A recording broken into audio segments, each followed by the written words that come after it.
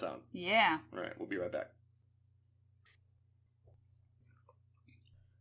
Welcome back to Movies, Films, and Flicks. And before you and I get into our awards, Megan, I reached out to the MFF podcast contributors. Uh-oh. And they gave me some of their random awards that they want me to read out. Okay. So I'm going to do this. So we have a few from David Cross. We have one called Best Inanimate Character of the Year, and that is the teddy bear from Underwater. That was funny. I mean, that was a good bit. I love TJ Miller. TJ Miller. I know he's offensive, but he was very funny in this. I want him to, he went away for a while. I want him to come back. And every time you've got a character that has a cute little stuffed animal, it just sort of endears you to them, or at least me, because I love stuffed animals. And we got a lot of underwaters here, so I'm going to get through these. And then we have Best Skiing. Are you underwater in underwater? I'm drowning. I'm drowning in underwater things. You're deep. Cthulhu's grabbing me down. All right. So I have Best Skiing Impersonation, and this is from David Cross, and it's from Sonic the Hedgehog. So Sonic the Hedgehog was a massive hit this year. They had to redo the CGI to make Sonic look more like the character. Yeah, the teeth and the legs look more like the character. But Jim Carrey's in it, and Jim Carrey plays Dr. Robotnik, and he is really funny in this movie. I love the way he and his assistant deal with each other. But there's a scene where he's fake skiing with a video screen behind him. He's running from a T-Rex, and it's just great physical old school Jim Carrey stuff. So I love it. Best Skiing Impersonation. Give Jim Carrey an Oscar nomination now. Right? Then he also did Best Sandwich in Birds of Prey, but I'm going to expand upon that in just a little bit. Okay. Now we have John Levengood. He has Best Use of a Cute Teddy Bear from Underwater. Aww. Yep. Then he has Most Endearing Plot Thematic Utilization of a D&D Geekitude. And that's from Onward. That was a mouthful. Yeah, I love this sentence, though. Most endearing plot thematic utilization of Dungeons & Dragons Geekitude. Had to have been written by a PhD. Yeah, and he loves Dungeons & Dragons, so I had to read this on here. I mean, I like Onward a lot. I like those little biker guys. They make me crack up, but I didn't include it. And then also, we're going to get to it, but he also has OMG Death Moment from The Hunt. There's OMG Death Moments. There's a lot of them. There's about 8 of them. Yeah. Mm-hmm. And Craig Zobel knocked it out of the park. I don't even want to talk about it because it's just so. I mean, maybe we can do a podcast. Yeah, I'm down. I'm buying the movie, so it's all good. And then we have Adam Hodgins. He said Best Fish from My Spy. So Dave Bautista's Blueberry. Listen, that little girl. I almost made that as an award, most psychotic child, but it felt too negative because Becky. She dumps the fish on the floor. That could have killed the fish. It's horrible. It's awful to watch as a pet lover. Who's worse, the girl from My Spy or Becky from Becky? My Spy. She's cold. I like it. All right. And then we have Zenande. But it was still a cute movie. And then we have Zenande Boetis. And she gave us Best Alien, Not Alien Movie, or maybe Best Spacesuit Death, Not in a Space Award. And that's T.J. Miller's gruesome death scene. Aww, remember, he gets turned into a human goosh bag. Yeah. Inside his 100-pound suit that they had to wear. It's not good. And they filmed inside a Lowe's in Texas. That's random. Yeah, and all the scenes weren't underwater. They just had the suits and they marked it up.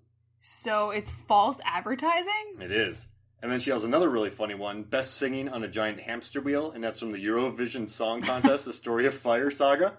That's beautiful. And it also has the most oversexed Dan Stevens playing a Russian award. I'm glad we did that in unison. Yeah, we did. Makes me feel good. But no, I love it. I love the spacesuits. and I love that everyone's coming underwater because I love that movie. And then we have, we have Norbert Morvan. He just gave us most outstanding usage of Cthulhu, and that's from Underwater, the creature at the end. That was awesome. He's big. Remember when we watched it, and I just went, I didn't know Norbert was a fan of Cthulhu, but I just went, Levengood's going to love Cthulhu. Mm-hmm. I texted him immediately, John, watch this. John loves Cthulhu. I hate saying Cthulhu. Yeah, it's a really weird word to pronounce or even try to spell. Right, then we have Johnny Numb, and he had Best Arbitrary Abstract Structure in a Snowy Wasteland. What? And then he wrote The Probably Hallucinated Cross-Shaped House. So in The Lodge, starring Riley Keough, you should watch Logan Lucky right now. Yes, you should definitely watch Logan Lucky. And Mad Max Fury Road. She crushes that. But there's a scene in The Lodge where, I'm not going to spoil it, but she goes on this mission, she sees this cross-shaped house, and when you see it, you're like, oh, brother. Because it's so super obvious. It's like arbitrarily abstract, but you see it. What is The Lodge about? Well, I don't know. No, you don't want to go there? All right. All right, and then we have Birds of Prey, and he has best use of a breakfast sandwich as a plot catalyst. So there's this egg and cheese sandwich that Harley Quinn wants to eat, and she doesn't get to because she gets attacked. But they build it up as this beautifully tasty sandwich with very old cheese, and it's kind of disgusting. But when you look at it, it sounds amazing. So I love that. And then he has The Invisible Man, and Johnny and I, we did a podcast about this movie called Drag Across Concrete, and it's one of our biggest listens. That is the most visceral name for a movie. It's just disturbing. Bone Tomahawk, Drag Across Concrete. No, Drag Across Concrete is much worse than Bone Tomahawk. Yeah, I like, and then he has a movie called Brawl in Cell Block 99. That's very literal. It's a literal title, and I like it. But he put the Drag Across Concrete Award for Best Character to Resemble an Amphibian. And the Invisible Man, with his suit, he looks like an amphibian. Yeah, kind of. And in Drag Across Concrete, these thieves look like amphibians. I love it. Thank you, Johnny Num. And last but not least, John Levingood. He sent us the random award for film best suited to be watched while nodding off on the couch after you threw out your back. And so, if you throw out your back, go watch Eurovision. Oh. Because you can fall... It's like 2 hours long. I thought he was going to say Dangerous Lies. You can not... Oh, gosh. Brother, we watched Dangerous Lies on Netflix. I thought it was going to be a Knives Out knockoff, and it wasn't. It was bad. I mean, I guess they did fulfill their promises. The lies ended up being dangerous. The lies were very dangerous. For them. But it... Not good. No. We had to fast forward through the last Jigga's in it. 20 minutes. Jamie Chung. Hey, spoiler though, you can watch this movie on fast forward and totally get what's happening. Do the last 10 minutes. Easy. Yeah. First 10 minutes, last 10 minutes. There you go. Piece of cake. And then... so that's it. We got our awards right here. So thank you, everyone, for sending these in. I love these fights. Megan, you mind if I go first here? Do it. All right. So hit me. I'm going to do best reusing of a shot from Upgrade. But it's okay, because Lee Wannell, the director of Upgrade and The Invisible Man, can reuse whatever he wants. Because Del Toro does it. Spielberg does it. J.J. Abrams does it. So why can't Lee do it? Lee Wannell. Amazing. He knows what he's doing. During the hallway massacre in The Invisible Man, there's a shot that's very reminiscent of the kitchen fight in Upgrade. And I showed you the kitchen fight. Yes. All right. Aside from the face... It was good until the very end. The face got cut in half. Yeah, that was gross. Isn't Logan Marshall Green so good in that? Although Becky had just an equally gross shot at the end, so... So much blood. Although the head. Yeah, the head. Oh gosh, yeah. Nasty. So, I just really... I mean, this movie was a smash hit. It had a tiny budget. We're talking $10 million. Mm-hmm. And this dude, Lee knows how to make... Upgrade. Yeah. No. Invisible Man. Oh, really? Tiny budget. Oh, that's weird. Tiny budgeted film. Wait, here, hold up. Let me look this up real quick. The Invisible Man budget. Typing. Yada, yada, yada. $7 million. That's weird. And that movie looks beautiful. Yeah, you never would guess. Fine. You would... For $7 million. Well, I mean, it doesn't look bad. It looks like a movie. For $7 million, it looks like a $20 million Yeah, movie. It looks like a big movie that we see on the big screen. It just... It doesn't look like a TV movie. Blows me away. I mean, The Invisible Man does keep the budget down. I mean, it's smart, right? True. We need a villain. And we don't have any money. Make him invisible. $7 million looks great, but it made me think... Any movie that makes me think of Upgrade, I'm cool with. Hey, and the set design was pretty sweet too. I mean, considering $7 million, they stretched their money. Sometimes a movie will stretch its budget, and it looks like it stretched its budget. This movie didn't stretch its budget, and it does... Okay, so, there's been movies that have $10 million budgets, and they want to make a massive world, and you're like, ooh. Yes, you are great at noticing a background that's poorly put together with set deck and all that. And the half of it. Yes. Beautiful production design. Oh gosh, the color palettes. Love it. And so, but this movie, Invisible Man, the way they shot it, on the budget they had, $7 million, looks beautiful. I don't think any other director could make... I mean, I was surprised to hear that number.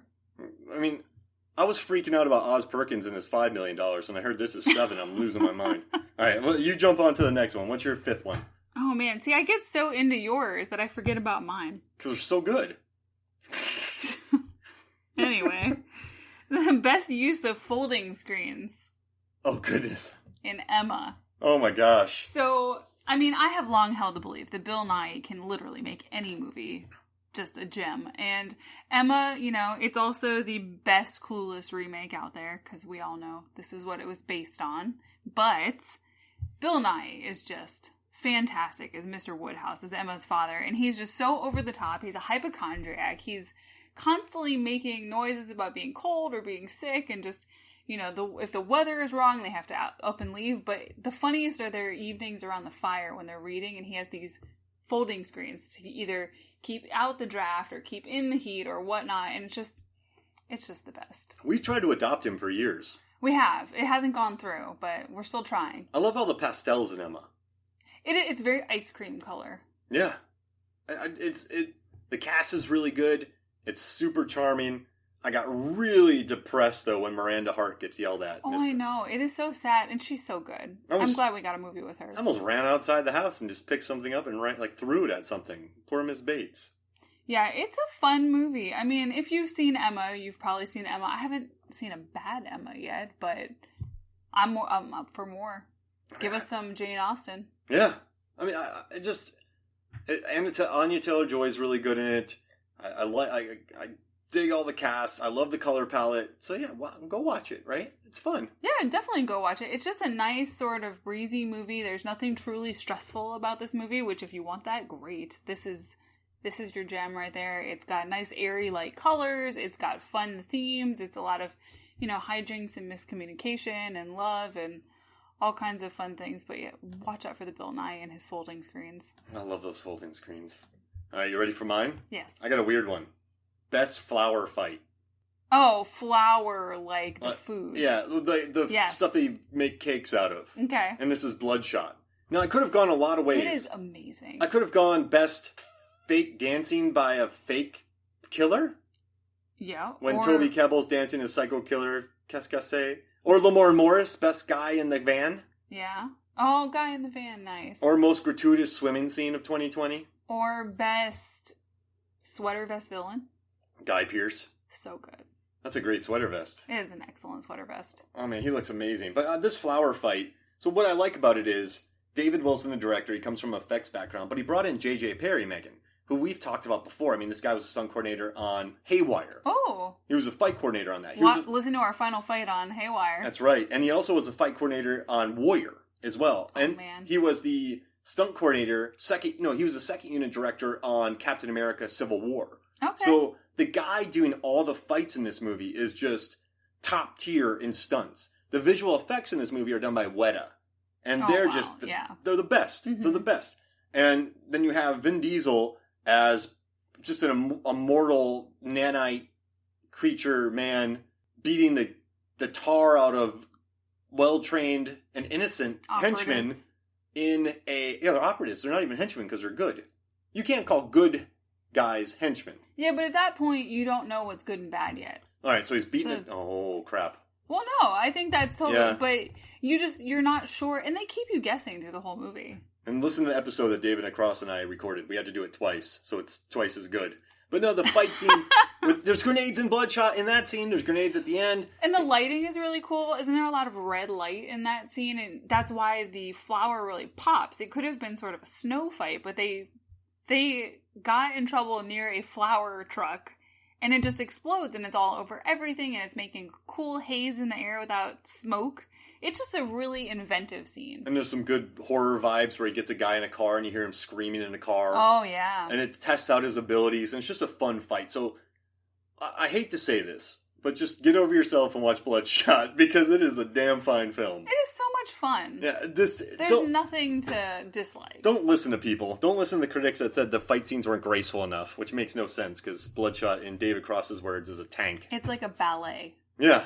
Oh, a ballet of muscle. Yes. Burly men. Exactly. Beating each other up. Flower ballet. And grenades. All right, what's your next one, Meg? Or maybe it's a data ballet, because they use a lot of technology. Yeah. Oh, the nanites are graceful. I love a good nanite. Take that. Okay, my next one is best use of grease lightning. Best use of grease lightning. So, in the trip to Greece. Oh. Oh, gosh. The basic premise, if you've seen any of the Trip movies, with Steve Coogan and Rob Brydon playing fictitious versions of themselves. Can we do something real quick? What? Starring Rob Brydon and Steve Coogan. Oh, listen. You're going to hurt Steve's feelings. You know how he gets about that. That's deep. That's an inside joke right there. Mark's idea. It wasn't mine. Sorry, Steve. That's why you treated Alfred Molina in Coffee and Cigarettes. Oh, that's a deep pull. Oh my gosh. So the basic premise is that it's just them on a trip, typically, through a different country. The first one they're